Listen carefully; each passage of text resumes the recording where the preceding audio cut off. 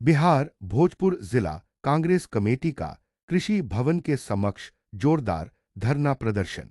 आज भोजपुर जिला कांग्रेस कमेटी द्वारा कृषि भवन के सामने एक जोरदार धरना प्रदर्शन का आयोजन किया गया। इस आंदोलन की अगुवाई पूर्व एमएलसी डॉक्टर अजय सिंह जी ने की। उन्होंने अपने ओजस्वी भाषण में सरकार को चेतावनी देते हुए नारा दिया, नौकरी दो या गद्दी छोड़।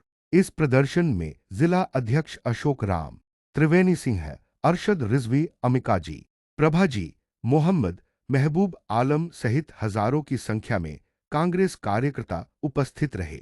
वक्ताओं ने केंद्र और राज्य सरकार पर वादाखिलाफी और जनविरोधी नीतियों का आरोप लगाते हुए कहा कि आने वाले चुनाव में एनडीए को उखाड़ फेंकने और महागठबंधन को विजय दिलाने के लिए कांग्रेस पूरी ताकत से मैदान में उतरेगी। कार्यक्रम का माहौल जोशीला और जन समर्थन से भरपूर रहा। कांग्रेस कार्यकर्ताओं ने एकजुट होकर बदलाव का संकल्प लिया। जुझारू क्रांतिकारी और हमारे हमकदम हमदर्द सभी साथियों, मित्रों, हम जानते हैं कि कांग्रेस आज चौराहे पर है और इस चौराहे पर भोजपुर के इस प्रांगण पर खड़ा होकर अपनी जो हालात है देश का और राज्य का, उस दुखड़ा को लेके आपके बीच है, जनता के बीच है। आप जानते हैं कि राहुल गांधी का अत्यंत ही यशस्वी कार्यक्रम लगातार चल रहा है। अभी तक पिछले एक महीना में 6 बार बिहार का आगमन राहुल जी का हो चुका, 2 बार खड़गे साहब का हो चुका। इसलिए आप समझ सकते हैं कितना सीरियस, कितनी संजीदगी और कितनी गंभीरता के साथ बिहार के चुनाव कांग्रेस पार्टी इस बार ले रही है। हर इशू पर कांग्रेस पार्टी पीछे हटना नहीं चाहती है और आगे फॉरवर्ड होकर इस चुनाव में अपने कार्यक्रम को चलाना चाहती है।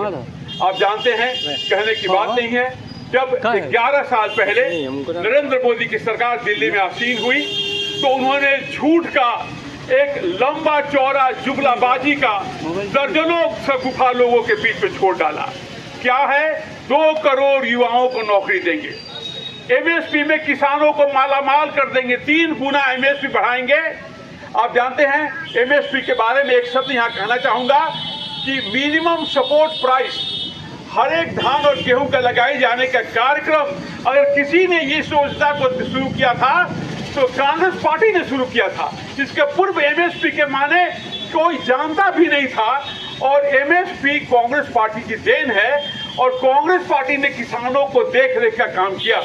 किसान का मामला हो, मजदूर का मामला हो, आज पलायन का मामला हो, 4 करोड़ हम लोगों ने गिनती किया है। आज बिहार की आबादी 13 करोड़ है और 4 करोड़ बिहार से पलायन लोग कर गए। आपने देखा होगा कि जब कोरोना काल हुआ था तो गंगानगर से करीब 3000 किलोमीटर से हमारे भाई को पैदल आना पड़ा था और रास्ते में कितने लोग मर गए थे। और ये सरकार बैठ के हंस रही थी, ये कह रही थी कि गरीब बिहारी को देखिए ये पैदल चल रहा है। ये सरकार की हालात है। आपने देखा होगा कि जब नोटबंदी इन्होंने किया तो किस तरह से हम लोगों का मजाक उड़ाया। क्या भाई तो खर्च हम पैसा निकलवा देंगे? क्यों निकलवा देंगे? तो देश से अराजक स्थिति को खत्म करेंगे, टेररिस्ट को खत्म करेंगे, कोई भी पाकिस्तान से पैसा का बर्बाद हो जाएगा और पाकिस्तान भिखमंगा बन जाएगा।